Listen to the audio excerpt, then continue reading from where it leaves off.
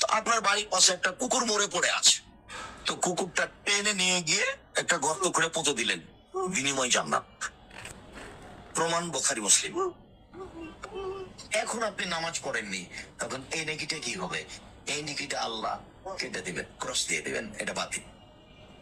সালাত এমন একটি ইবাদত, নামাজ এমন একটি ইবাদত যার উপরে নির্ভর করে অন্যান্য ইবাদত।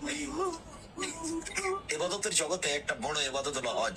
আল্লাহ রাসূল সাল্লাল্লাহু আলাইহি ওয়াসাল্লাম বলছে, যারা হজ কবুল হয়েছে সে হয়ে গেছে সেই দিনের মতো যেদিন তার মাতাকে জন্ম দিয়ে, নিষ্পাপ হয়ে গেছে। আপনি হজ করেছেন কিন্তু আর নামাজ পড়েন না, এখন হজের নেকিটা আল্লাহ কি করবেন? এবাদতের জগতে সবচেয়ে দামি এবাদত হলো দান।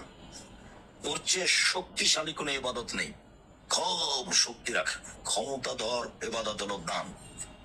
খুব পাওয়ারফুল এবাদত, সবকিছু ঠেকিয়ে দিতে পারে। কবরের শাস্তি বন্ধ। আমার নামে 2000 টাকা দান করলাম, কবরের শাস্তি বন্ধ। 50,000 টাকা দান করলেন কিন্তু সালাত